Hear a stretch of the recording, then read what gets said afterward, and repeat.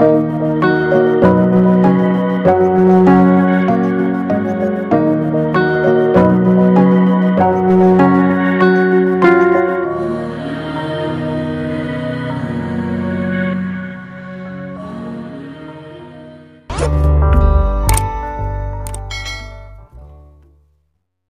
dalam pengawalan kasus Subang. Hari ini pembahasannya tentang Yayasan Bina Prestasi, di mana saat saya Google tadi menemukan bahwa ketua yayasan adalah Raja Amarullah Yoris ya. Ini juga semua sudah tahu. Dan yang menjadi operator yayasan itu adalah Amelia. Tentunya Amelia lah yang menginput data-data yang masuk. Demikian juga yang menginput data-data yang harus dipenuhi saat mengajukan BOS. Nah, ada keterkaitan jadinya ya, Amelia sama Yoris di sini terkait dengan manipulatif data. Kemudian di sini kita juga harus ingat ada jejak digital tentang pernyataan Pak Dedi. Pak Dedi diangkat oleh Pak Yosep untuk menjadi bendahara menggantikan posisi Amelia karena Amelia sudah meninggal. Dan di sini Pak Dedi, saya baca saja ya. Dalam SK pengangkatan yang keluar pada Oktober 2021, Dedi menggantikan jabatan yang ditinggalkan Amel setelah dibunuh. Sedangkan Yoris bercuap-cuap di media sosial bahwa ada keinginan Pak Yosep untuk mengangkat Danu sebagai bendahara. Ini bertolak belakang dengan keterangannya Pak Dedi. Karena kenyataannya Pak Dedi sudah ditetapkan menjadi bendahara dan ada SK pengangkatannya yang ditandatangani Pak Yosep. Jadi kita berasumsi ya teman-teman, menduga-duga apakah saat itu Pak Yosep mengajukan pada Yoris udah Danu aja yang sebagai bendahara, kemudian nggak jadi dan akhirnya mengangkat Pak Dedi. Itu juga bisa saja terjadi hal-hal yang semacam itu.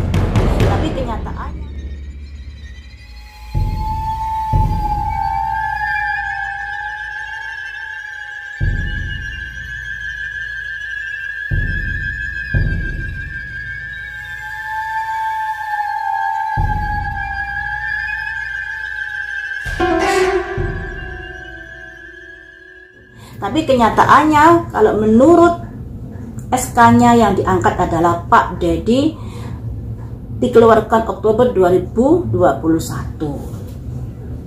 Kemudian saya baca yang penting-penting saja ya.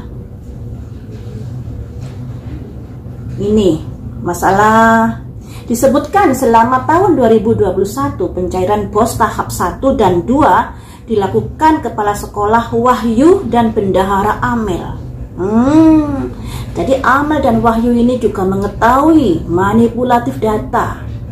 Disebutkan selama tahun 2021 pencairan BOS tahap 1 dan 2 dilakukan Kepala Sekolah Wahyu dan Bendahara Amel. Kemudian sementara pencairan BOS tahap 3 oleh Kepala Sekolah Wahyu dan Pak Dedi. Oh, baru pencairan tahap 3 ini dilakukan oleh Pak Dedi dan Kepala Sekolah Wahyu. Sementara untuk pencairan tahap 1 tahun 2022 dilakukan dia dengan Iwan, Kepala Sekolah baru yang menggantikan Wahyu. Kalau menurut keterangan Pak Dedi di sini, yang mencairkan itu bukan Pak Yosep pencairan itu, tapi memang dilakukan oleh pihak sekolahan ya. Pencairan tahap 3 oleh Kepala Sekolah Wahyu dan Pak Dedi. Pencairan tahap 1 di tahun 2022 dilakukan oleh Pak Iwan sebagai pengganti Pak Wahyu dan Pak Dedi. Nah, ini keterangan Yoris dipelintir ini. Dipelintir ini hanya saja uang bantuan pos ini dipergunakan untuk apa? Itu yang harus didalami dan diselidiki. Pencairan itu diketahui Yoris dan kembali menjadi ketua yayasan. Wow. Jadi setelah ada pencairan kedua tahun 2021 Pak Dedi sama Wahyu, kemudian tahun 2022 Pak Iwan sama Pak Dedi, Yoris mengetahui hal itu. Kemudian akhirnya Yoris masuk kembali menjadi ketua yayasan. Dan tiba-tiba Pak Dedi dipecat oleh Yoris. Nah, jadi udah sedikit demi sedikit kebuka benang ruwetnya ya. Tapi kenapa Yoris bicara seperti itu di media sosial, seolah-olah yang mencairkan bantuan pos itu adalah Pak Yosep.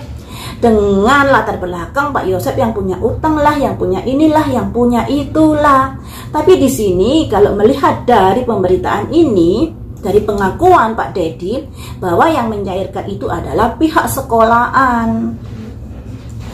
Dan setelah mengetahui ada pencairan kedua, pertama dan kedua itu, Yoris akhirnya masuk kembali menjadi ketua yayasan. Dan Pak Dedi diberhentikan tidak hormat hanya melalui WA grup. Aduh. Kemudian di sini lalu siapa pengganti Pak Dedi sebagai bendahara sekolah? Pak Dedi mengaku tidak mengetahui pasti, namun setelah didesak, dia pun akhirnya mengakui jika bendahara sekolah itu dipegang oleh Yoris. Waduh, ketua yayasan, bendahara, enak toh, enak banget ya. Sementara bendahara yayasan diduga dipegang istri Yoris, Yanti Jubaidah. Jadi Yoris ketua yayasan, Yoris bendahara sekolah, Yanti bendahara yayasan. Jadi jika ada pencairan dana nggak usah melibatkan banyak orang, cukup suami istri dan kepala sekolah. Jadi begini jelentreh yang begini ya. Setelah ada kematian peristiwa pembunuhan itu, Pak Yosep mengangkat Pak Dedi sebagai pengganti Amel. Kepala sekolah tetap Wahyu. Dalam periode ini, Pak Dedi dengan Wahyu mencairkan tahap ketiga bantuan pos. Memang bantuan pos itu harus segera dicairkan. Kemudian dicairkanlah dana bantuan tahun 2021, tahap 3. Nah, kemudian di tahun 2022, Wahyu digantikan oleh Iwan. Dan pencairannya itu ditandatangani sepengetahuan Iwan dengan Pak Dedi. Pencairan tahap 1 tahun 2022. Kalau Yoris bilang ada 2 pencairan, memang iya. Ya, pencairan yang ditandatangani yang diketahui oleh kepala sekolah Wahyu dan kepala sekolah Iwan. Nah, tapi ini yang dilakukan oleh sekolahan. Nah, saat itu Yoris keluar dari yayasan. Dia sendiri bilang di YouTube ya, karena dia fokus untuk berdagang. Apakah yang dikatakan Yoris di media sosial itu bisa dipertanggungjawabkan kejujurannya? Kalian siapa yang memelintir omongan ini? Yoris kah? Pak Yosep kah? Cuma di sini dari keterangan Pak Dedi sudah gamblang, kalian sudah bisa mencerna bahwa Pak Dedi ditunjuk oleh Pak Yosep untuk menggantikan Amelia Mustika Ratu sebagai bendahara. Dalam menjabat bendahara, Pak Dedi sudah mencairkan 2 kali. Yang pertama, pencairan tahap 3 di tahun 2021 dengan kepala sekolah Wahyu. Pencairan tahap pertama di tahun 2022 dengan kepala sekolah Iwan. Tinggal aliran dana itu mengalir kemana, untuk apa, ini yang harus didalami. Ya. Kemudian setelah mengetahui hal itu, Yoris akhirnya kembali ke yayasan. Dia sebagai ketua yayasan, juga sebagai bendahara sekolah. Istrinya ditunjuk sebagai bendahara yayasan. Lengkap sudah. Jadi yang mendominasi ini dari Yoris dan Yanti. Kalau dari keterangan ini, apalagi kemudian Pak Dedi dikeluarkan dengan tidak hormat, hanya melalui WA group. Yoris ini sangat dekat dengan Danu. Kalau ada rapat-rapat yang mengenai sekolahan, Danu ini selalu ikut loh ya. Jadi Danu ini lebih dekat dengan Yoris daripada Pak Yosep. Inilah yang membuat kita juga bertanya-tanya. Apalagi Pak Yosep tidak digonggongi anjing. Padahal di situ ada Pak Yosep, ada Bu Mimin, ada Yoris juga. Kenapa hanya Danu yang digigit anjing? Apakah saksi yang dihadirkan saat itu kurang banyak? Misalnya harusnya ada Arigi, Abi, Wahyu, Kosasi, Opi, dan lain sebagainya. Kemudian Pak Dedi ini juga menjelaskan, saat dia menjabat bendahara, dia langsung mengecek data siswa yang ada di laptop sekolahan. Kaitannya dengan pencairan BOS. Ternyata saat itu ada pengurangan jumlah siswa sekitar 150 siswa dari sebelumnya 400-an siswa. Wow. Jadi data yang sebelumnya 400 itu ternyata ada 150 siswa yang fiktif datanya, manipulatif data seperti yang saya prediksi yang kemarin itu. Jumlah siswa yang ada saat itu sebanyak 146 siswa SMP dan 153 siswa SMK. Kita bahas yang lainnya ya. Pak Yosep pernah cerita ke saya bahwa ya Wahyu ini kedobelan.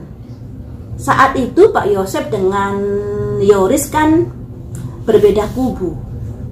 Jadi Yoris ngasih gaji ke Wahyu, Pak Yosep ngasih gaji ke Wahyu. Nah, Pak Yosep ngasih gaji ke Wahyu ini tentunya setelah ada pencairan dana bantuan BOS. Mungkin ya dipergunakan untuk menggaji karyawan-karyawan yang merasa atau yang dirasa Pak Yosep masih belum digaji karyawan-karyawannya. Makanya Pak Yosep memberikan gaji kepada Wahyu. Nah, setelah Pak Yosep dengan Yoris bergabung, karena Yoris sudah ada ketidakcocokan dengan pengacaranya sebelumnya Pak Taufan, makanya Yoris pada akhirnya merapat ke kubunya Pak Yosep. Disitulah diketahui kalau Yoris sudah ngasih gaji ke Wahyu dan Pak Yosep juga sudah ngasih ke Wahyu. Nominalnya berapa coba? Seingat saya ya, sekitar 10, tidak di bawah 10, tapi mungkin 10 lebih. Seingat saya seperti itu. Entah 11, entah 10. Gajinya juga besar. Saat itu saya tanya ke Pak Yosep, itu gaji untuk beberapa bulan Pak, ataukah gaji itu, uang nominal itu juga untuk gaji guru yang lainnya? Kan saya juga penasaran. Jawabnya Pak Yosep untuk gajinya Wahyu.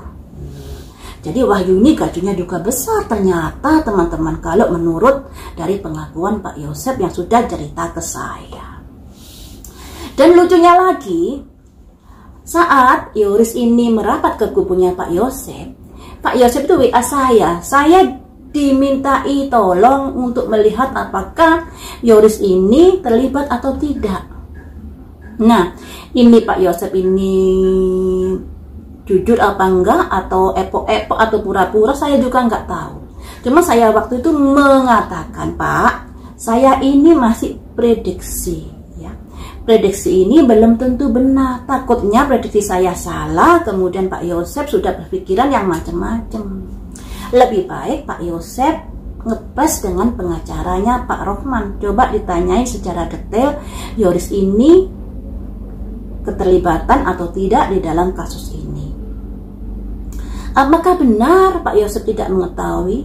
Apakah benar Pak Yosep bukan pelakunya di sini? Ataukah Pak Yosep berbohong kepada saya? Nah, kita tunggu saja nanti ya.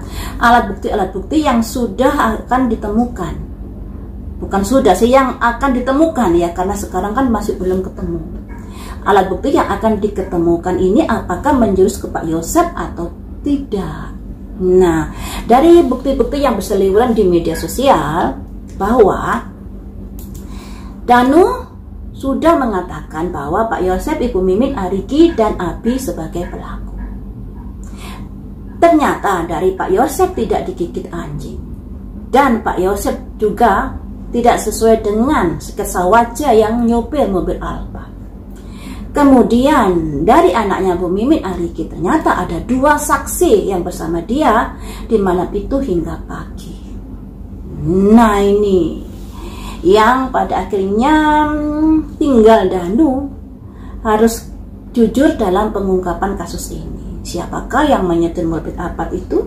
Anaknya masih muda. Nah, Ya seperti itu ya teman-teman, masalah ini semakin sedikit demi sedikit kebuka. Kita tunggu saja siapa sebenarnya dalang dari masalah ini. Anak dan bapak saling serang. Tapi kalau kita lihat yang saat ini yang lebih menyerang adalah Yoris, menyerang ke bapaknya dengan background dari utang-utangnya bapak yang besar, dengan background juga sudah mencairkan dana bos 2 kali. Tapi nyatanya setelah dia mengetahui pencairan dana bos 2 kali, dia malah menguasai yayasan itu. Kenapa saya bilang menguasai? Dikarenakan ketua yayasan dia, bendahara sekolah dia juga, kemudian bendahara yayasan istrinya. Di dalam prediksi saya ada anak muda kaya, ada wanita yang mendominasi, sedangkan wanita ini ada di 2 kubu. Kubunya Pak Yosep ada Bu Mimin, kubunya Yoris ada Yanti Jubaida. Siapakah yang lebih dominan di sini sebagai wanita yang mendominasi? Kita lihat saja endingnya nanti seperti apa. Setidaknya ada 2 prediksi saya yang sudah tembus, yaitu 1 anak muda lugu, anak lugu udah, yaitu Danu. Kemudian ada manipulatif data, sekarang ini juga sudah terbukti. Kemudian motifnya uang juga sudah terbukti. Tinggal anak muda kaya ini diperankan oleh siapa di sini, dan wanita yang mendominasi ini diperankan oleh siapa. Ada satu lagi adalah laki-laki utama. Laki-laki utama ini tentunya ada kaitannya dengan otak. Bisa juga laki-laki utama ini jadi satu dengan setipe dengan anak muda kaya. Kemudian juga ada komunitas. Komunitas ini tentunya orang-orang di sekitar yang membantu adanya peristiwa itu, membantu misalnya membersihkan, menutupi dan lain sebagainya, juga memframing itu juga bisa. Jadi tentunya kita berharap masalah ini agar cepat segera terpecahkan ya teman-teman.